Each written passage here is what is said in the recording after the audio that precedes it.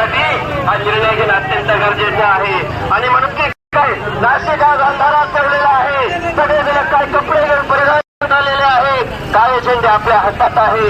नाशिक आज काळोखात जात